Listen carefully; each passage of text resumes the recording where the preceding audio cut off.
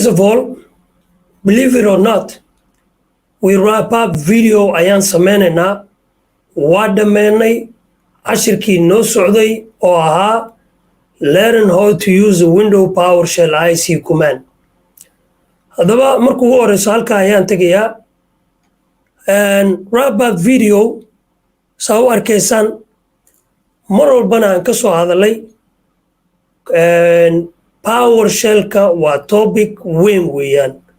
PowerShell is a big topic weeyaan. Kumaanan badan uu leeyahay, script badan aad ka samayn kartaa. Haddii aad rabtid inaad noqotid qof networkina ama system admin, waa inaad PowerShell-ka aad taqaanaa. If you want to be a mastering of window PowerShell, sidoo kale, waa inaad sameysaa, you have to put a lot of reading iyo wax la yiraahdo particle ama practice. Halkan waxaan kugu tusinayaa meelaha aad ka baran kartid haddaa u baahan tahay practice hand on. There are a number of excellent sources. Haddaan inta ka soo qaado www.microsoft.com waa ka helaysaa. Haddaad search garaysid for PowerShell ayada laftigeeda waa ka helaysaa. Haddii aad ku taabgaraysid www.powershell.com sidoo kale source badan uu ku siinayaa aad ku practice garaysid. Haddii aad garaacdid www.powershell.org oo .org labadaba waa la dhihi karaa, waa ka heli kartaa. www.powershellmagazine.com sidoo kale waa ka heli kartaa, source badan aad ka heli kartaa, aad ku practice garayn kartid. Haddaba maxaan ula jeedaa in aan source ku tuso?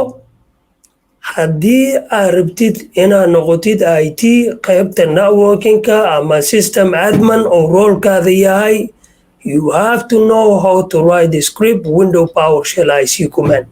Waa inaad bartaa.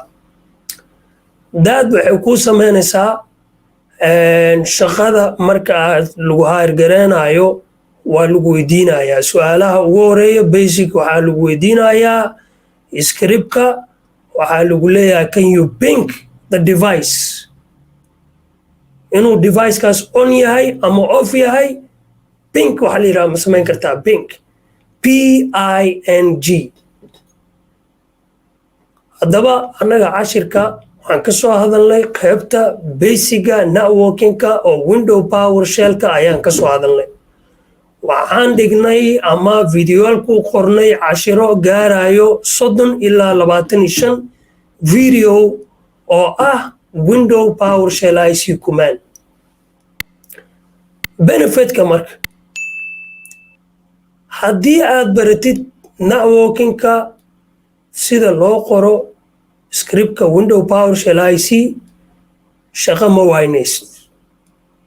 Qaybaha shaqooyinka networking-ka way raadiyaan qof yaqaano expertise particular script-ka PowerShell-ka ama AD wax loo yaqaano oo loo soo gaabiye Active Directory user in aad isku xiri kartid userada iyo device-ka in aad isku xiri kartid. Hadda waa soo gabagabeynay cashirkan halkaasaan ku soo gabeynay, waa ku raabgareynay, wrap video aan sameynay, sourceska waa idin siinay. Haddaa galaaskan ka mid tahay like-ta noo taabo, comment ka bixi, comment-kaada waa inoo muhiim. Haddii aad galaaskan ku cusub tahayna like-ta noo taabo, share garee, subscribe-ka noo saar, comment ka bixi, waa inoo kulanti dambe.